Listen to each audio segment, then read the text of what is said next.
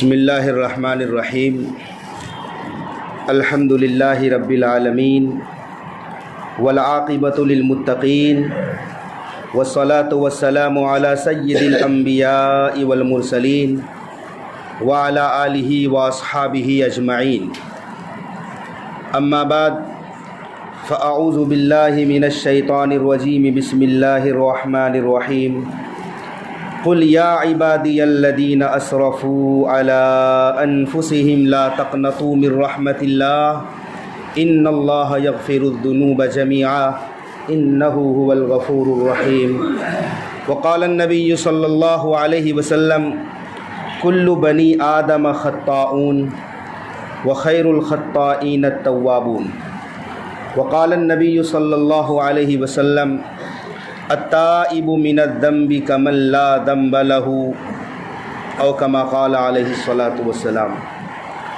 شاعر کہتا ہے ہم نے کیے گناہ اس نے نہ کی پکڑ، ہم نے کیے گناہ اس نے نہ کی پکڑ، کتنے بڑے ہیں حوصلے پروردگار کے۔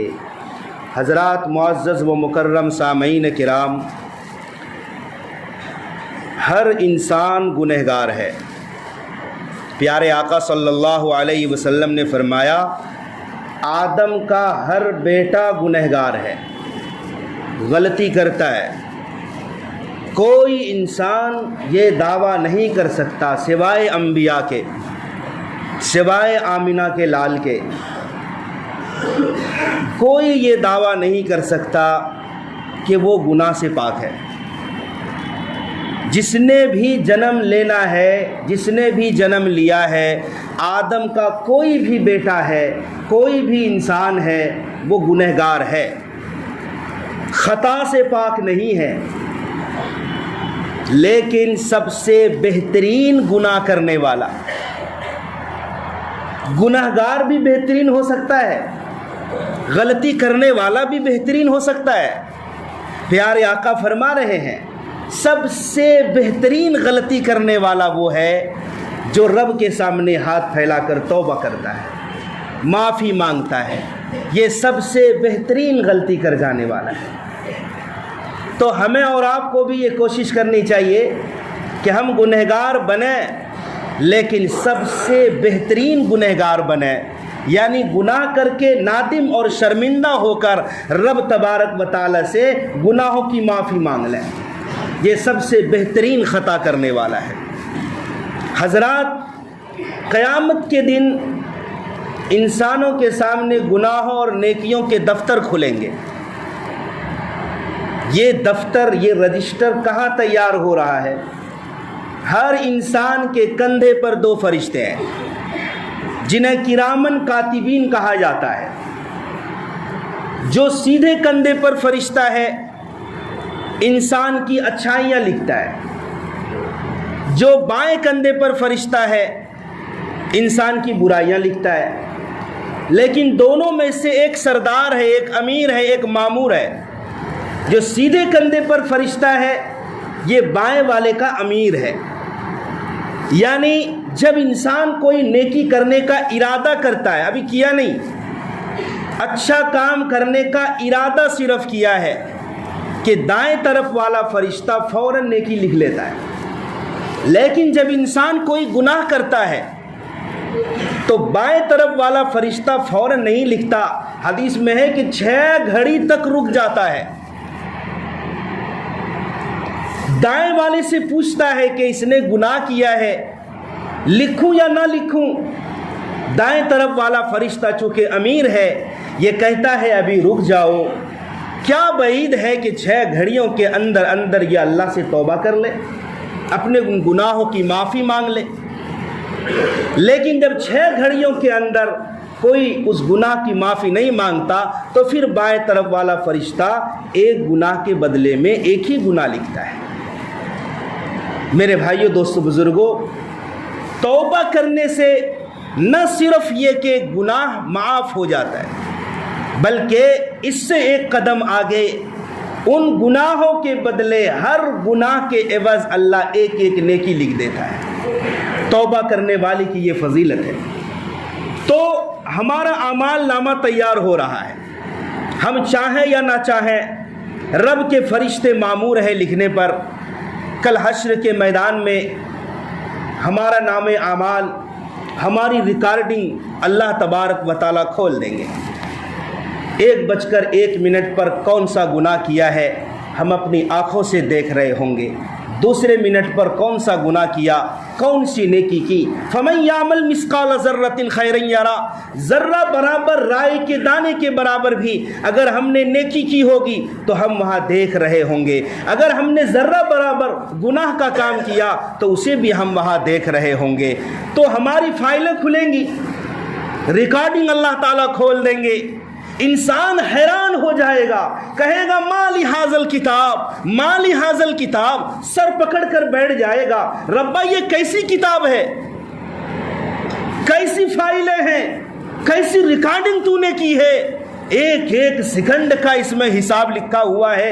رب کہے گا بندے اقرأ کتابک، اپنی کتاب خود ہی پڑھ لے، آج میں تیرا کیا حساب لوں، اپنا حساب خود کر کے بتا، تو خود اپنا حساب کر۔ کفا بنفسک اليوم علیک حسیبا، آج میں حساب نہیں لوں گا، تو خود کتاب پڑھ، نام اعمال دیکھ، اپنی اچھائیاں دیکھ، برائیاں دیکھ، اور خود حساب کر کے مجھے بتا کہ تو جنت میں جانے والا ہے یا جہنم میں جانے والا ہے۔ وہاں اکثروں کے ساتھ جو حشر ہوگا ان کی نیکیاں کم ہوں گی، برائیاں زیادہ ہوں گی۔ انسان گناہوں کا پتلا ہے۔ اگر ہم اور آپ یہ چاہتے ہیں کہ قیامت کے دن ہمارے گناہوں کے انبار ختم ہو جائیں، رب فرشتوں کو بھی بھلا دیں، نام اعمال سے، دفتروں سے، فائلوں سے ہمارے سارے سیئات برائیوں کو مٹا کر نیکیاں لکھ دیں، اس کا ایک طریقہ ہے اس دنیا میں رہتے ہوئے۔ ہر انسان چاہتا ہے کہ قیامت کے دن وہ سرخ روح ہو، کامیاب ہو، ذلت سے بچے، رسوائی سے بچے، بے عزتی ہونے سے بچے۔ اس کا ایک طریقہ اس دنیا میں اللہ نے رکھ دیا ہے کہ جیتے جی رب تبارک و تعالیٰ کے سامنے توبہ کر لے۔ ایک انسان گناہ کرتا ہے، گناہ کی نحوست ہوتی ہے، اس کا حجم سمجھ لو ایک کمرے کے برابر ہے۔ ایک انسان اس سے بڑا گناہ کرتا ہے، ایک محلے کے برابر اس کی نحوست ہے۔ کوئی بدبخت ایسا بھی ہے کہ ساری روئے زمین پر ان کے گناہوں کی نحوست ہے اور آسمان کی بلندی تک گناہ ہی گناہ ہے، لیکن جب وہ بارگاہ الہی میں آتا ہے اور کہتا ہے اللہ مجھے معاف کر دے، یقین مانو اللہ کو اس سے کوئی مطلب نہیں کہ بندے نے گناہ کم کیا یا زیادہ کیا۔ اللہ کو کوئی سروکار نہیں کہ بندے کا گناہ آسمان کی بلندی تک پہنچا ہے۔ رب یہ چاہتا ہے میرا بندہ گناہ کم کرے یا زیادہ کرے، ایک بار معافی تو مانگ لے، توبہ تم کر لے۔ اللہ سے جب کوئی توبہ کر لیتا ہے، سچے دل سے معافی مانگ لیتا ہے، تو گناہ کم ہو یا زیادہ رب کو پرواہ نہیں، یکسر معاف کر دیتا ہے۔ قل یا عبادی الذین اسرفوا علی انفسہم لا تقنطوا من رحمت اللہ، اے میرے وہ بندوں جنہوں نے اپنی جانوں پر ظلم کیا ہے، اللہ کی رحمت سے نا امید مت ہونا، بے شک اللہ بڑے معاف کرنے والے، رحم کرنے والے۔ ایک حدیث پاک میں ہے التائب من الذنب کمن لا ذنب لہ، گناہوں سے توبہ کرنے والا ایسا ہے گویا کہ اس نے وہ گناہ کیا ہی نہیں ہے۔ توبہ کرنے والا ایسا پاک ہو جاتا ہے گویا کہ اس نے وہ گناہ کیا ہی نہیں ہے۔ اور ایک حدیث میں اس طرح ہے ان اللہ یقبل توبۃ العبد ما لم یغرغر، کب تک اللہ تعالیٰ بندے کی توبہ قبول کرتا ہے؟ کب تک؟ اس وقت تک جب تک کہ غرغرہ کی کیفیت طاری نہ ہو جائے۔ غرغرہ کسے کہتے ہیں؟ انسان کی جب روح نکلتی ہے تو پاؤں کی جانب سے اوپر آتی ہے، پہلے پاؤں کی طرف سے روح نکلتی ہے، پھر گھٹنے، پھر پیٹ، پھر سینے، آخری حلق میں جب روح پہنچتی ہے تو وہ آخری ایڑ لگاتی ہے، آخری پاؤں مارتی ہے۔ جیسے کہ کسی کو خندق پھلانگ کر کود کر پار کرنا ہو تو ایڑ لگا کر وہ پھلانگ لگاتا ہے، خندق پار کرتا ہے۔ اسی طرح جب آخری مرحلے میں پورے جسم سے روح نکل کر حلق میں پہنچتی ہے، آخری بار ایڑ لگا کر آسمان کی طرف جانا چاہتی ہے، اس وقت ایڑ لگانے پر گلے میں، حلق میں ایک آواز پیدا ہوتی ہے جسے حدیث میں غرغرہ کہا گیا ہے، یغرغر، کہ جب تک روح کا کنیکشن بدن کے ساتھ ہے اللہ تعالیٰ بندے کی توبہ قبول کرے گا، لیکن جب غرغرے کی کیفیت میں آ جائے، روح آخری پوزیشن میں ہو، نکلنے کے لیے تیار ہو، اس کے بعد پھر اللہ توبہ قبول نہیں کرتا۔ کیا مطلب؟ انسان مر رہا ہے، آخری لمحات میں ہے، اس وقت تک بھی رب کو انتظار ہے کہ میرا بندہ ایک بار کہہ دے اللہ معاف کر دے، رب اس وقت تک بھی اللہ بندے کو معاف کر دے۔ اور ایک حدیث تو بڑی پیاری ہے، عجیب حدیث ہے، فرمان رسول صلی اللہ علیہ وسلم ہے، ان اللہ یبسط یدہ باللیل لیتوب مسیء النہار، اللہ تبارک و تعالی رات میں اپنا ہاتھ پھیلاتا ہے، گناہ ہم کریں، گناہ آپ کریں، ہاتھ تو ہمیں پھیلانے ہیں، یہ تو شرم کی بات ہے، شرم سے ڈوب جانے کا مقام ہے کہ گناہ ہم کریں، آپ کریں، اور ہاتھ کون پھیلاتا ہے؟ ہاتھ اللہ پھیلاتا ہے، ہمیں پھیلانا چاہیے، مگر میرا رب پھیلاتا ہے۔ کیوں؟ اپنے گنہگار بندوں کو بلاتا ہے، آؤ آؤ، تم نے دن بھر جو گناہ کیے ہیں مجھ سے رات میں ایک بار کہہ دو اللہ معاف کرو، اللہ میری توبہ۔ اللہ تعالیٰ بندے کو معاف کرنے کے لیے اپنا ہاتھ پھیلاتا ہے۔ یہ صرف شب قدر میں نہیں، رمضان کی راتوں میں نہیں، یہ سال کے 365 دن میں ایسا ہوتا ہے۔ پھر یہ کہ اللہ صرف رات میں نہیں، اگلا جملہ ہے وَإِنَّ اللَّهَ تَعَالَى يَبْسُطُ يَدَهُ بِالنَّهَارِ، اللہ تعالیٰ پھر دن میں فجر کے وقت سے سورج غروب ہونے تک اپنا ہاتھ پھیلاتا ہے کہ رات کے گنہگار، عیش و عشرت میں رات گزارنے والے، بدکاری کرنے والے، گناہ کرنے والے، آؤ آؤ، اور دن میں ایک بار کہہ دو اللہ میری توبہ، رات کے گنہگاروں کو معاف کر دو۔ ایک ماہ سے 99 درجہ زیادہ اللہ تعالیٰ اپنے بندوں سے محبت کرتا ہے، اور اس کی مثال ہے رسول خدا صلی اللہ علیہ وسلم قیدیوں کے ساتھ بڑا حسن سلوک کرتے تھے۔ چنانچہ ایک جنگ کے موقع پر دیکھا جب قیدی آئے، ان قیدیوں میں ایک عورت اپنے دودھ پیتے بچے کو ڈھونڈ رہی تھی، بہت تلاش کی، پریشان ہے۔ دودھ پیتا بچہ جب غائب ہو جائے کتنی پریشانی ہو سکتی ہے۔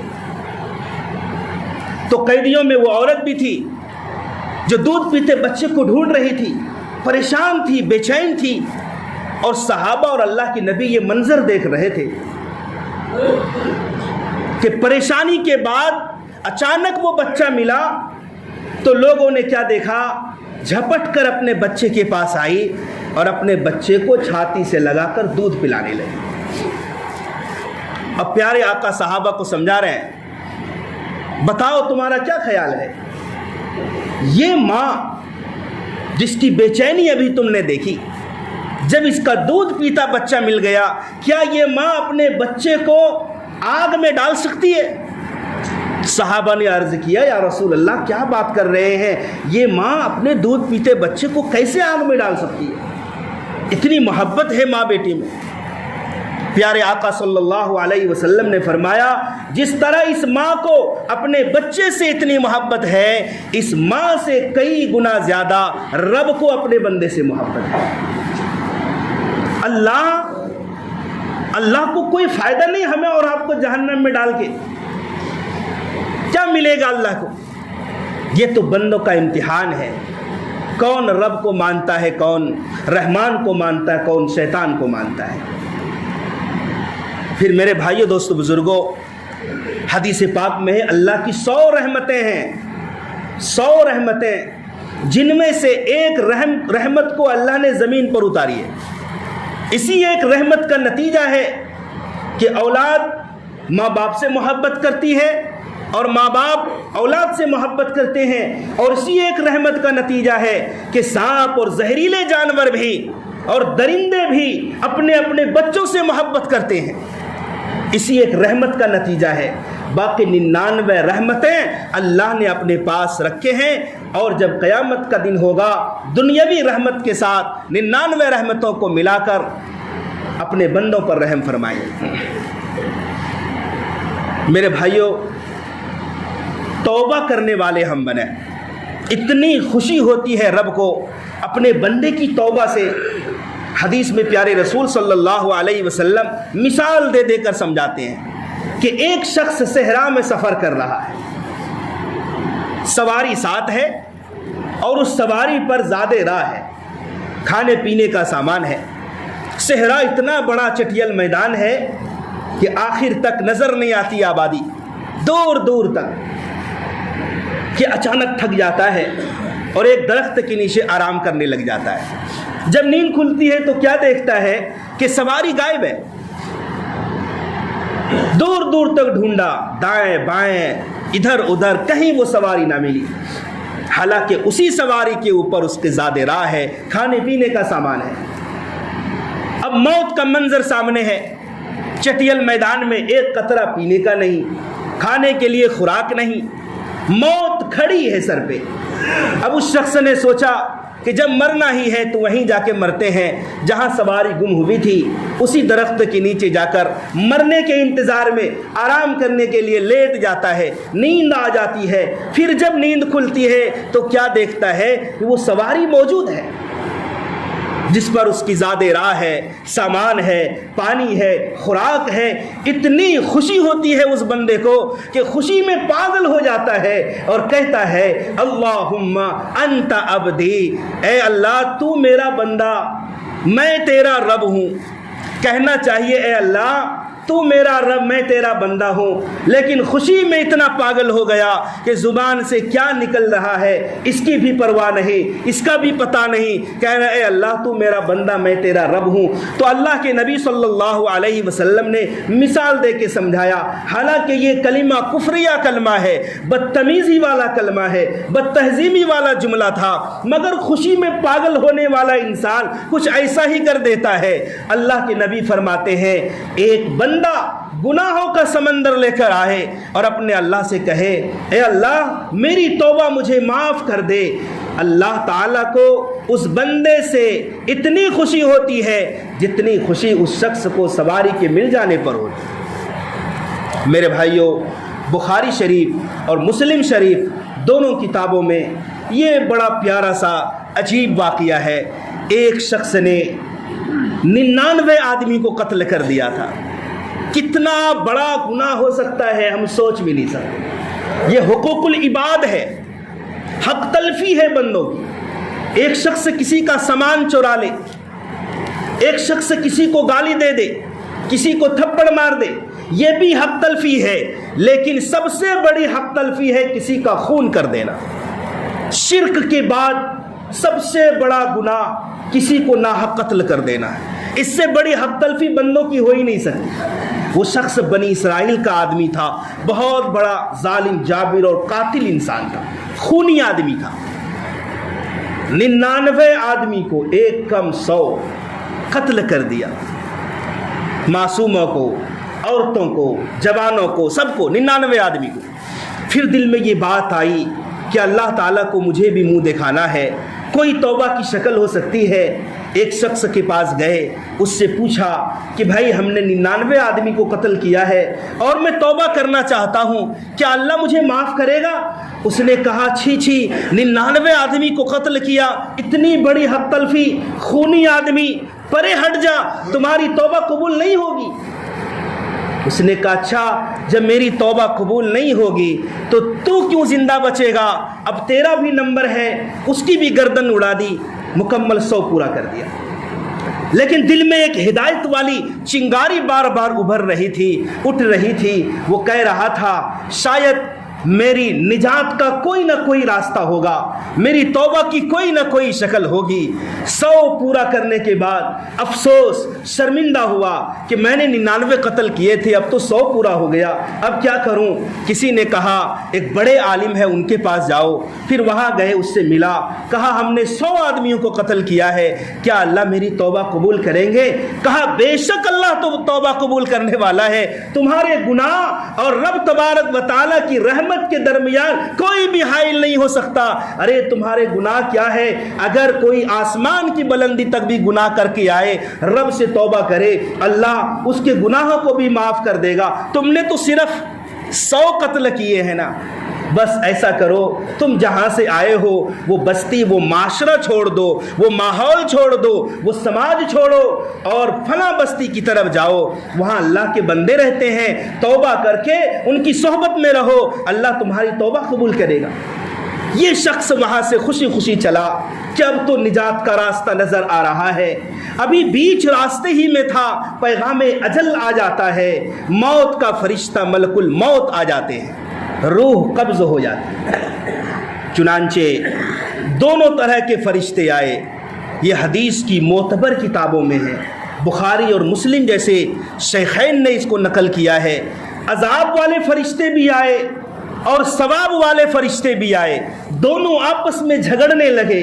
جو جنتی فرشتے تھے اپنے ساتھ کافور، زعفران، مشک، ریشمی لباس اور طرح طرح کی خوشبوئیں لے کر آئے تھے، کہہ رہے تھے اس بندے نے سچی توبہ کی نیت کی تھی اور فلاں نیک بستی والوں کی طرف چل پڑا تھا، لہٰذا اس کی روح لے جانے کا حق مجھے ہے، یہ میرا آدمی ہے، اسے میرے حوالے کرو۔